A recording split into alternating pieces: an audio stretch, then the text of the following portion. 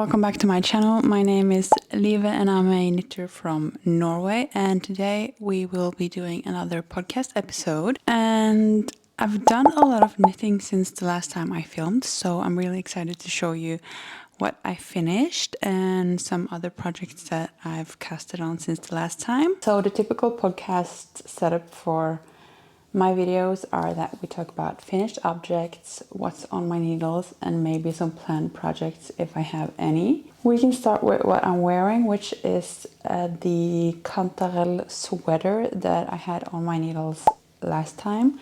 And I finished it yesterday and I've been wearing it ever since. It's knitted in myk norsk lammull from Skappel, which is a blow yarn. And I am obsessed with the sleeves. Waited until I got the last piece of yarn that I needed. The story with this sweater is that I lost yarn chicken in the beginning of January, and I got some more yarn on Monday when I was in Oslo. Skappel has a shop which is really nice to just look at the colors in real life. It can be really hard to choose colors online, so I really recommend if you're in Oslo to stop by their shop. And that's what I did.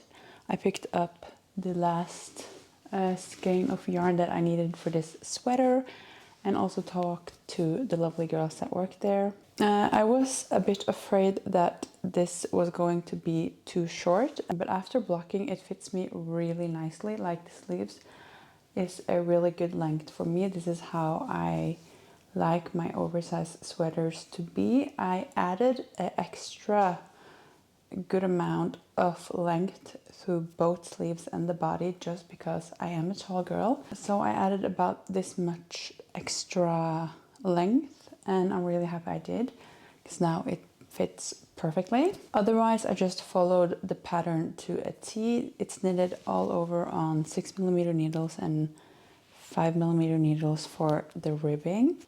So moving on to the next project is also a Skappel sweater, which is the Kløver sweater, I think it's called. Yeah, Kløver sweater, which also is a all over colorwork sweater. It's knitted on 5mm needles and 4mm needles for the ribbing. It's knitted in their s2e2 alpaca yarn, which creates a really airy and light garment. I think I'm a little bit off gauge, especially on the sleeves.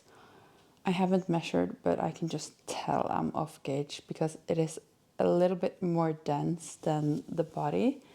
So it didn't turn out exactly how I wanted it, but it's a bit short, on the shorter side for me, even though I added some extra length to the body and the sleeves before the raglan on this one as well. The neck construction on this one is a bit, it's not like anything I've done before because I cast off the middle stitches on the front piece and the back piece, and then you're supposed to create like a neckline shaping with knitting each shoulder separately, which creates a very wide neckline. I did some of the shaping, but not as much as the pattern calls for, so I just skipped a couple of rows at the end because the neck was getting really wide. So my neckline is very wide. I can put an elastic into it to make it tighter, but I think I'm just going to keep it like this for this summer, and then I'll see how much I wear it and make adjustments if I don't wear it, because this has always been in my head a summer and spring, late summer sweater because of the yarn.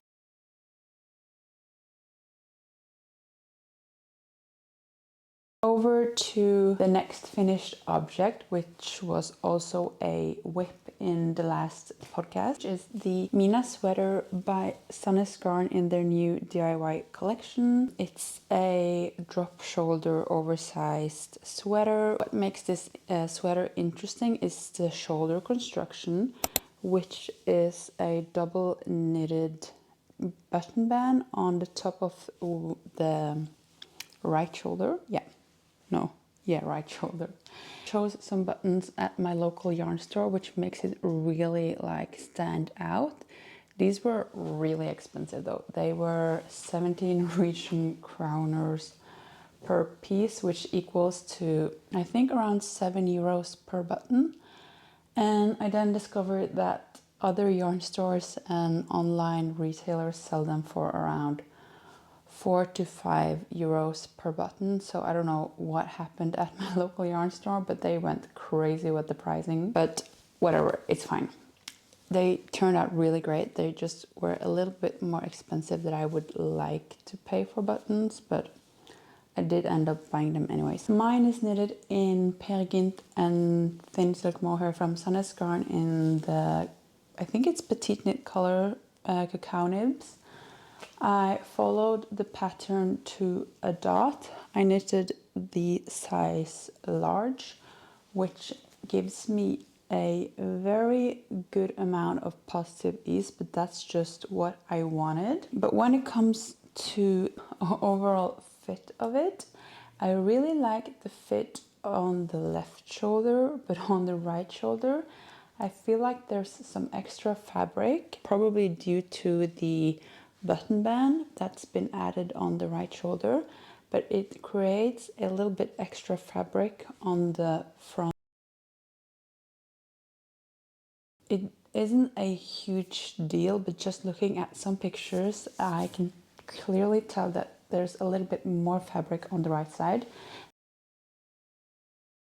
I can't really tell while wearing it. Sometimes I feel like there's like, oh, I can feel like there's an extra fabric, or just because of the double button band is heavy, so sometimes it can fall a little backwards or forward. So it has a tendency to either like flip back or forward. So it's hard to get the like look that s2e2 Garn has on their picture where the button band lays exactly on the shoulders. Overall, this is a really cute sweater. I think I will be wearing it a ton. Maybe change out the buttons eventually, because it's always fun to have these kind of bright blingy buttons, but over time I tend to get sick of the blingy buttons. So I know probably eventually I will change these out to some toned down ones, but for now it's really, really nice. Those were my finished objects that I had as whips the last time. But yeah, many of my whips the last time also were sweaters. So I've actually casted on some smaller in-between projects just to keep the motivation going. So firstly, I finally made some sailor slippers. These are for my boyfriend. And I also made a pair for me with, I need to like, I haven't, they just dried yesterday, so I haven't like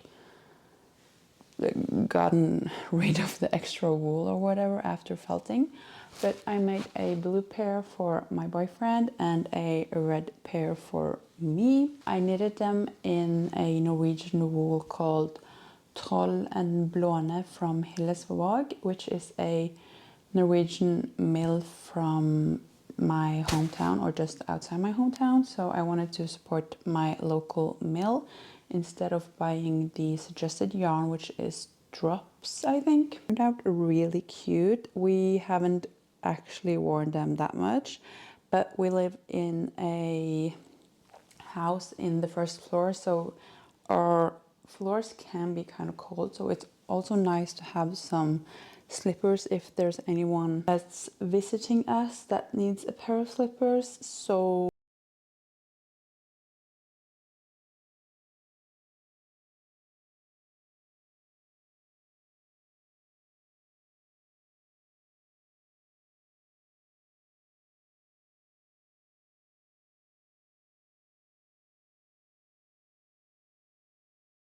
slipper together, basically you have to stitch all along the edge here, all along, and I'm not a very good with a sewing needle, so it took me some time, but it's fine.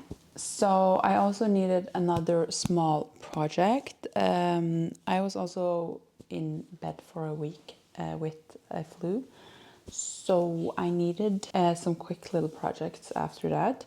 And I decided to make the Bibi Lue from Ingrid Dib, which is a small baby hat. I knitted it in some leftover yarns that I had. This is Önlings Merino, and this is s2e2 Sunday held double. I haven't blocked it yet, so the I-cord edges are a little wobbly. I made the I-cord strings with my machine, so they aren't as neat as the I-cord edge, because the I-cord edge I knitted with double, holding the Sunday double, and the I-cord machine will not do well with holding a yarn double. So I just decided to do it holding the Sunday on its own, but they turn out kind of airy. But it's a baby little hat, so I don't really mind either. I don't know if I'm going to give that away. Moving on to my works in progress. This is also in the spirit of me knitting some small projects. I casted on a s2e2 scarf. I'm doing the s2e2 scarf, not shawl, but I'm doing it in the recommended yarn for the shawl, and I'm doing it on 4mm needles instead of 3.5. So I want a bigger scarf, but I don't want a shawl, if that makes sense. So I'm doing some MacGyvering in between sizes right now. This is how far I've gotten right now. I needed to change the battery. I got this alpaca wool at the s2e2 factory outlet 2 years ago, I think, almost 3. It's in the color 4315, which is a very like warm, bubbly pink, and I think it will add a nice pop of color to any like more basic garment that I'm wearing. I do have some other whip. We can do a quick Olga update. I don't know if I showed Olga in the last podcast. I haven't really gotten that much longer on my Olga. I think I've started knitting in around on the body. This is still a very time consuming garment. 3.5mm needles, single strand of a very thin yarn, but I still really recommend the Cashmerino yarn from Strikkefeber. Creating these gorgeous stripes. This is also a mindless project, but yeah, I've just started knitting in around on the body. I've completed the back panel and both the front panels, joined them, and then knitting in around. So I guess I made some progress from last time showing you guys, but it is a really time consuming project. So yeah, I realized that I've knitted a ton since last video, because I have another width that wasn't even in the making the last time, which is the Breeze, a sweater from Skappel and Holzweiler. They are having a collection together, which is this V-neck. I've started the first sleeve. I can show you. I've gotten this far on the first sleeve, and I've chosen my own colors, and I'm really happy with how they are turning out. It's always scary to choose colors, especially online, as I said before. That's why I recommend stopping by the store. This is the body so far. I accidentally skipped a part in the pattern where you're supposed to have a row with just purling after the ribbing, so it will look more like this. Here I remembered the row with purling. Here I just accidentally skipped it, so I'm skipping it on the sleeves as well.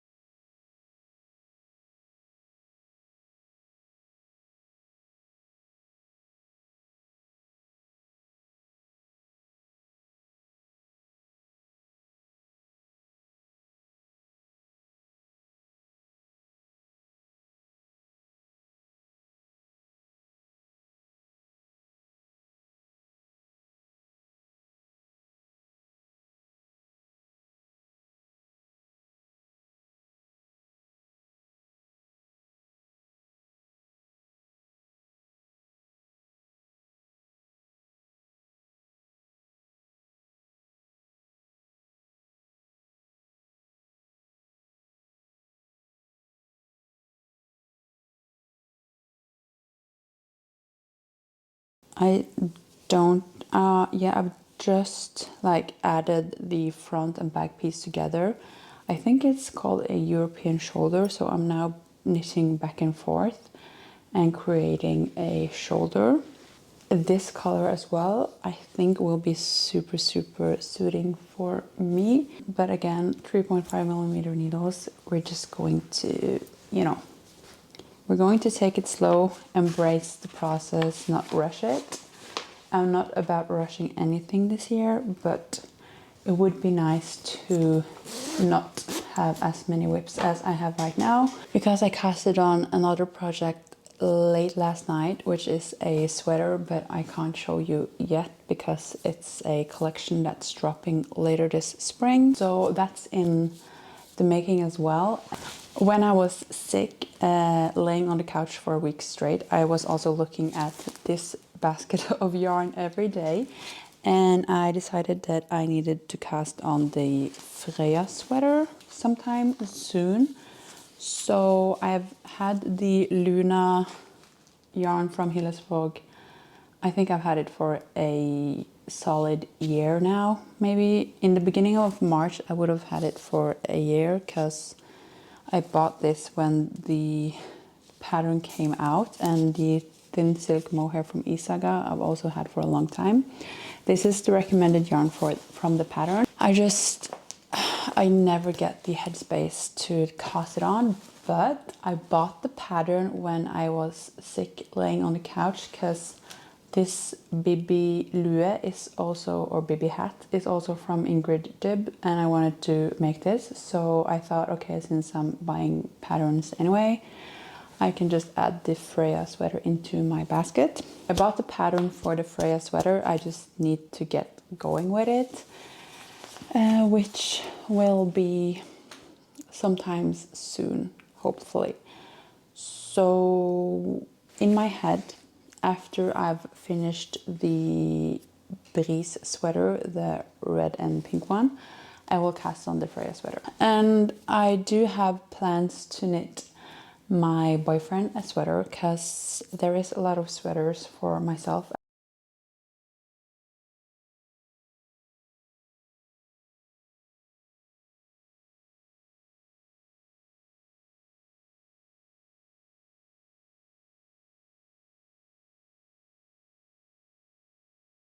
But yeah, that was all for now. I've had a lot of time to knit, as you can tell, so this was on the longer side.